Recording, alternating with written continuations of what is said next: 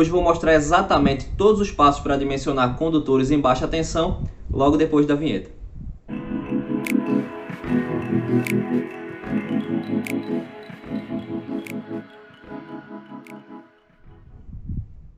E aí pessoal, sejam bem-vindos a mais um vídeo aqui no canal SC em Foco. Meu nome é Luan, eu sou engenheiro eletricista e hoje a gente vai ver aqui como dimensionar condutores em baixa tensão. Então a gente vai ver todos os passos de acordo com a NBR 5410 para pegar uma carga e dimensionar seguindo os critérios estabelecidos na norma. A gente vai trabalhar basicamente com dois critérios, tá? O critério de ampacidade e o critério de queda de tensão admissível, né? Que são os dois critérios na prática que a gente costuma utilizar no nosso dia a dia, praticamente para qualquer tipo de carga. Muitas vezes a gente considera também o critério de curto-circuito, mas isso quando você tem uma potência um pouco mais elevada para cargas específicas. Nesse vídeo aqui especificamente, a gente vai trabalhar com esses dois critérios que eu acabei de citar. Então já se inscreve no canal, segue a gente no Instagram também se você quer ficar sabendo o que está acontecendo aqui, o que é que a gente vem trazendo a cada dia. Então segue a gente no Instagram e também se inscreve aqui no canal para você ver mais conteúdo como esse.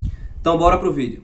Então vamos começar aqui pelo critério de ampacidade e já acabar com aquela coisa, né, que existe de perguntar qual é a bitola do condutor para um chuveiro elétrico ou qual é a bitola de um condutor para um ar-condicionado. Isso não existe, tá pessoal? O que existe é a gente dimensionar o condutor, né, para aquela carga específica com determinada potência, né, de acordo com o agrupamento, com a temperatura do local, com o método de instalação, tudo isso que a NBR 5410 ela considera no dimensionamento de circuitos elétricos. Então, basicamente, o critério de ampacidade ele diz que a corrente do circuito, né, aquela corrente que está passando efetivamente ali no circuito, ela tem que ser inferior à corrente suportável pelo condutor, né, nas condições específicas a que ele está submetido de temperatura, de agrupamento e de instalação, beleza?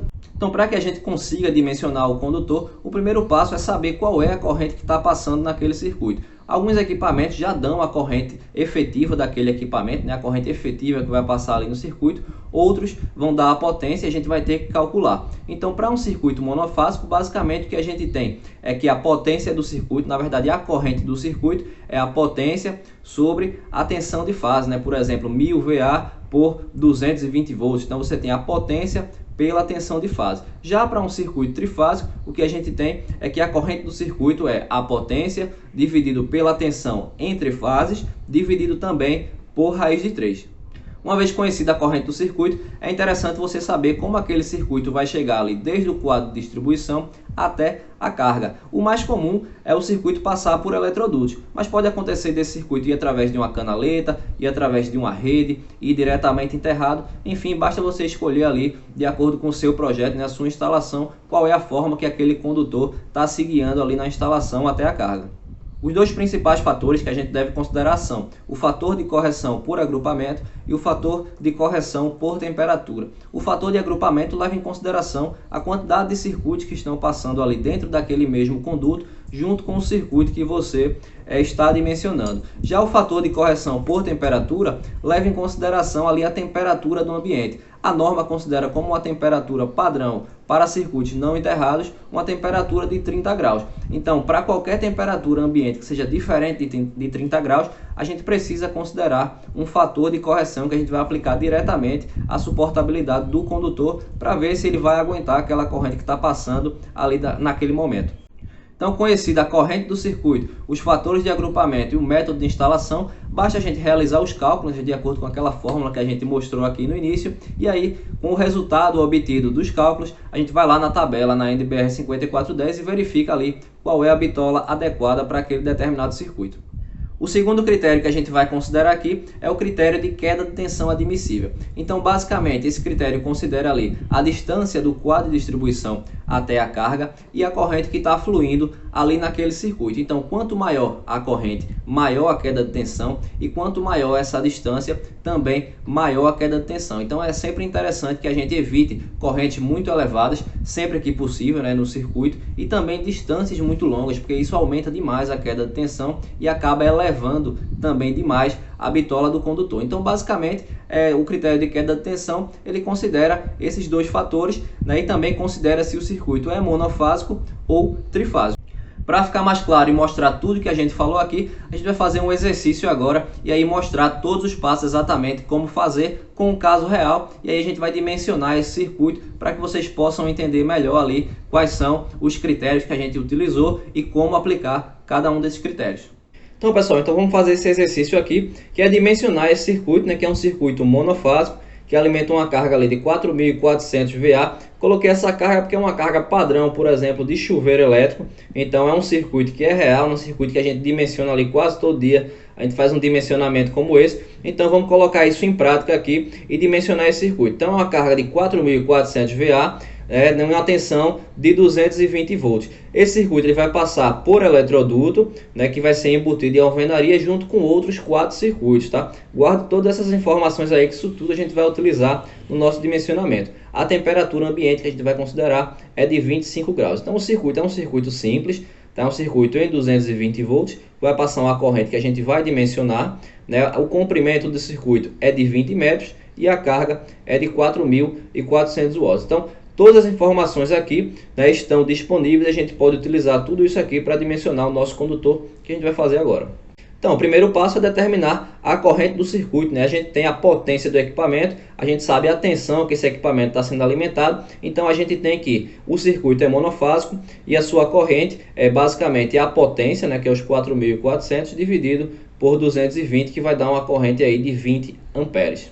Então depois disso a gente escolhe o método de referência. Como eu falei no início do vídeo, a gente já determinou que esse circuito vai ser passado em eletroduto, que vai ser embutido em alvenaria. Então a gente vai utilizar esse aqui, tá? O critério B1, o número 7, que é o tipo B1, que vai utilizar condutores isolados ou cabos unipolares. Então a gente vai utilizar esse método de instalação aqui.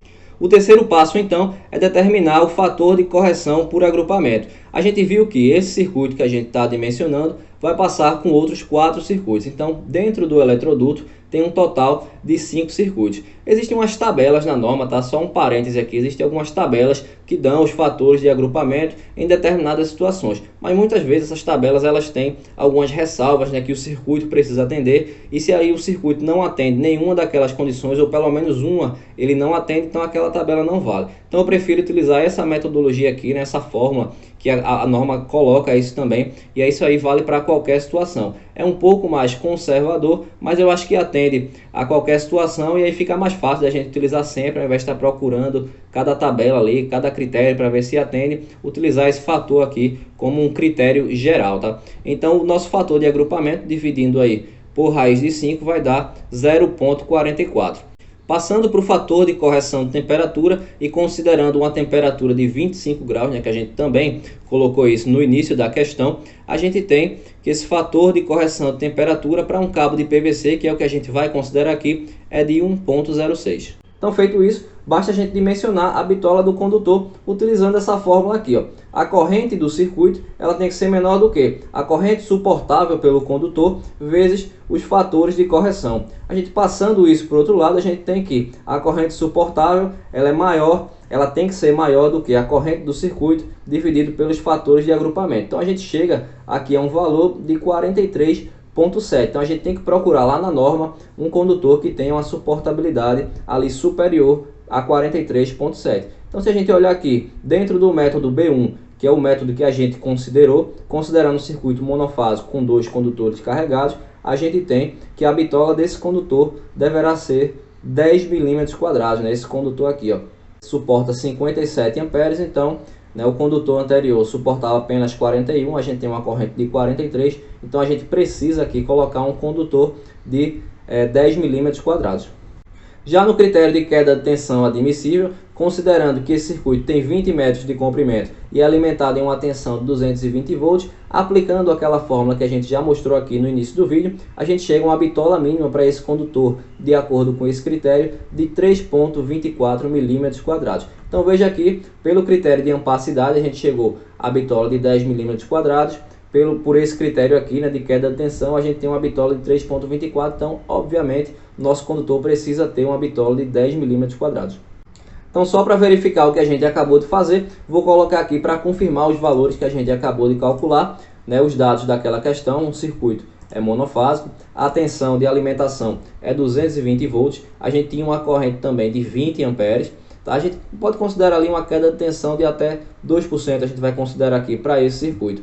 A corrente de curto-circuito, né, e o tempo de atuação da proteção, a gente não vai considerar agora, né, já que a gente não falou do critério de curto-circuito, a gente está considerando aqui apenas o critério de ampacidade e o critério de queda de tensão. Então, o número de condutores que está passando no conduto é de 5, né, considerando ali o circuito que a gente tem, mais os outros 4 circuitos existentes. A temperatura é de 25 graus Celsius. Esse circuito aqui é um circuito de tomadas, tá? Não é um circuito de iluminação, e o comprimento do circuito é de 20 metros. Então veja aqui, ó, o que a gente acabou de mencionar. Tem o critério da seção mínima, tá? Que a gente também não falou aqui, a gente está falando apenas o critério de ampacidade e o critério de queda de tensão.